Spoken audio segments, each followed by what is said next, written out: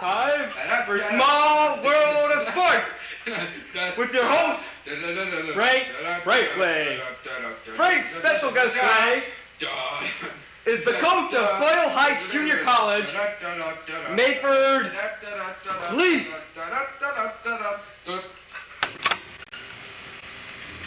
What you see, this is Frank Franklin, host of Small World of Sports. And what you see in your camera right now is the coach of Boyle Heights Junior College, Mayford Cleats. He's been a matter of some controversy lately over how he's had his football teams play certain football games. Mr. Cleats, what do you have to say for yourself about last Saturday's game, where I heard police had to go on the field and stop some fights? Is that true?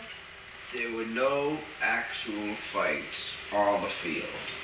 The thing that happened was our quarterback was brutally beaten by the coach, the referees, and all of the players on the other team. And I don't know why this occurred, but it definitely did occur. I saw him being beaten in the face with a helmet. I saw a great deal of blood on the field. This is not a laughing matter. It was kind of funny. He was beaten up and he was screaming. Sir, this is no laughing matter. The game, I felt, was played quite earnestly. We did a couple of our best plays. Really, it was quite gruesome. According to the newspapers, it was a different story. The newspapers claim that your players deliberately, like you put 15 men on the field, we were doing 4 special men to kill the quarterback. Is that true or is that not true? 4 special men to kill the quarterback of their team? Yes. The quarterback of their team was not harmed once during the course of the entire game. That's because the police came on the field in time. Oh no. He had that deep gash in his left arm before he went into the game. And his eye was put out, I happen to have found out, a Saturday before the game was played. Okay, now what is this? I don't like to hear those kind of things. I really don't. Mr. Cleats, please, calm yourself. What is this? I read that there were hand grenades on your bench along with other weapons during that football game? I don't know where these rumors rose from. During our game with Cincinnati Parochial School of the Greater Arts, a grenade was thrown. These things are no laughing matters. You've got to control yourself. A grenade was thrown into the huddle of the other team. Several players were dismembered, killed, and injured. The commissioner of the football league says that people have been pressuring him to suspend you from the league. What do you have to say about that? I really would rather not discuss that with you. That happens to be stemming from a personal matter involving me as the gentleman of the board. One of his that's daughters. Understandable. That's not to concern you, and I really think that you have no business at all. I'm sorry, Mr. Cleats. Mr. Cleats, we have to take a commercial break pretty soon, but it has been rumored. We have to get this question through. It has been rumored that your football players have been taking drugs before football games. Drugs? No drugs. They consume gallons upon gallons of Gatorade, which is a fine pre-game drink. It's refreshing and it gives you energy. Well, getting back to just the plain old general subject of football. You can skip the commercial break. Yes, our manager made a mistake.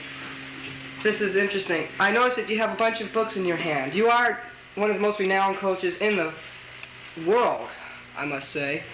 You have a very successful team. In fact, I've never seen you lose. Just hold it now. I happen to have a picture in my journal, in my football journal here, of the game where the grenade was thrown.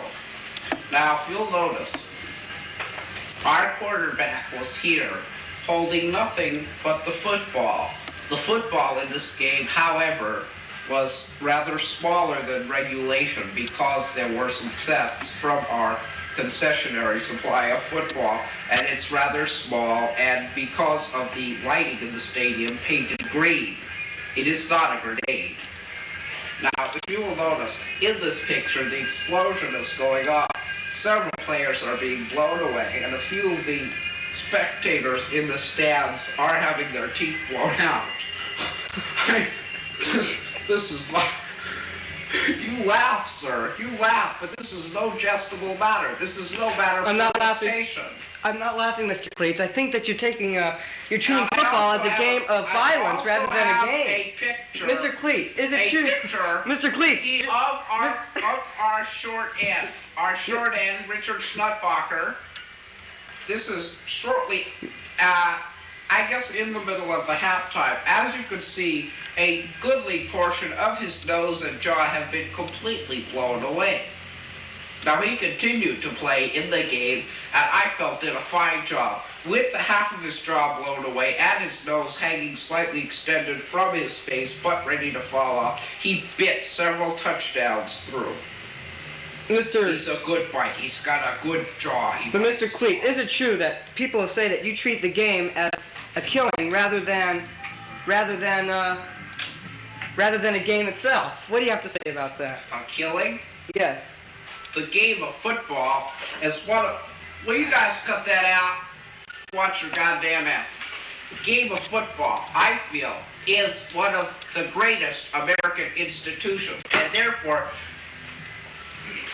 What is that you have there, Mr. You guys? Mr. Cleats, what? Don't get it. You're on TV. Football is a great American institution, and you guys better watch your asses. Mr. Cleats, you are national TV. Violence itself is part of the American way. And I feel that anything that is such a great American institution constitutes the use of violence, because violence is American. Communism is un-American. Mr. Cleats, we only have 4 seconds left. Television station. We have 4 seconds left. We have 4 seconds left. You have one last word to say. You look like a... What? You look like a wheat boy. Well, this is Frank, frankly, signing off with Mr. Cleats. Listen, boy, you don't like violence? You don't like football?